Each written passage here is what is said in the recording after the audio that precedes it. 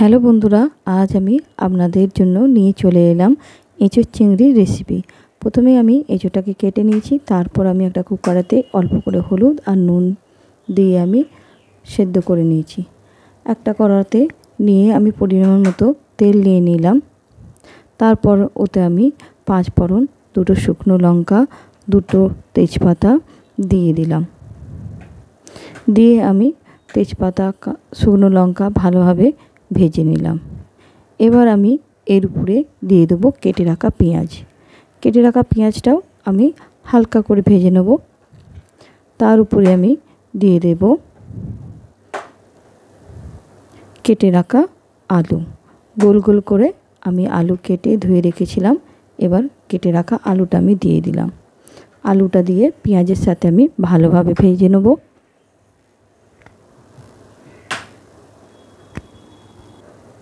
ডালচিনিটা আগেই দেওয়ার ছিল, তো আমি ভুলে গিয়েছিলাম, সেই জন্য আমি 1 টুকরো ডালচিনি দিয়ে দিলাম। ভালোভাবে আমি আলু পেঁয়াজ ভেজে নিয়ে এবার আমি ওর উপরে দিয়ে দেবো আদা রসুন জিরের পেস্ট। মশলা দিয়ে এবার আমি একসাথে পেঁয়াজ আলু মশলা ভালোভাবে কষে নেব।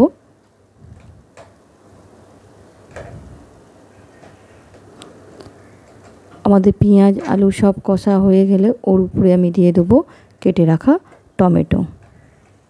টমেটোর সাথেও আমি ভালোভাবে কষে নেব। এবার আমি যে সেদ্ধ করে রেখেছিলাম এঁচোড়, এবার আমি এঁচোড়টা দিয়ে দেবো। দিয়ে আমি মশলার সাথে আলুর সাথে ভালোভাবে কষে নেব, যাতে মশলাটা এঁচোড়ের ভেতরে যায়। সেই জন্য আমি একটু ভালো করেই কষবো।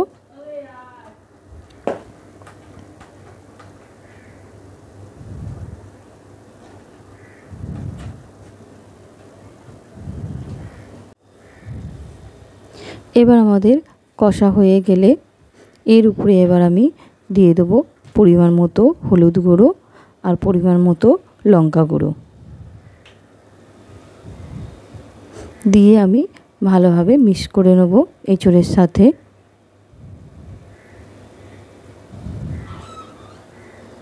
দেখুন এবার কালারটা আমাদের পুরো চেঞ্জ হয়ে গেছে আর আমাদের কষাও হয়ে গেছে। এবার আমি এর উপরে ঢেলে দেবো পরিমাণ মতো জল।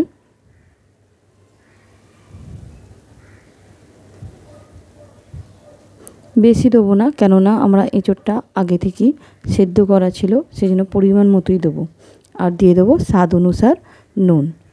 দিয়ে আমরা 10 মিনিটের জন্য ঢেকে রেখে দেবো।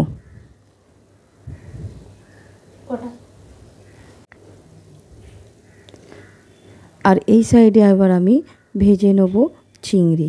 যেহেতু আমাদের এঁচোড় চিংড়ি, তো এবার আমি এই সাইডে আমি চিংড়ি মাছটাকে ভালোভাবে ভেজে নেব। প্যানেতে আমি অল্প করে সর্ষের তেল দিয়ে দিলাম আর তাতে দিয়ে দিলাম অল্প করে হলুদ। দিয়ে আমি চিংড়ি মাছটা ভালো করে ভেজে নেব। দেখুন একদম লাল লাল করে আমি চিংড়ি মাছটাকে ভেজে নিয়েছি। এইভাবেই আপনারাও ভেজে নেবে। আর এইদিকে দেখুন আমাদের এঁচোড় চিংড়ি তো একদম টকবগিয়ে ফুটছে। এবার আমি ওর উপরে দিয়ে দেব চিংড়ি। দিয়ে আমি ভালোভাবে মিক্স করে নেব। নিয়ে চিংড়ি মাছের সাথে এঁচোড় আরেকটু আমি ভালোভাবে ফুটতে দেবো।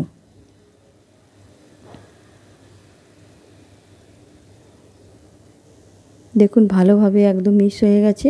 তবে আমরা চিংড়ি মাছের টেস্টটা আমরা পাবো। এবার আমি এর উপরে দিয়ে দেবো গরম মশলা। আমাদের এবার এঁচোড় চিংড়ি তো রেডি হয়েই এসেছে। গরম মশলাও দিয়ে দিলাম।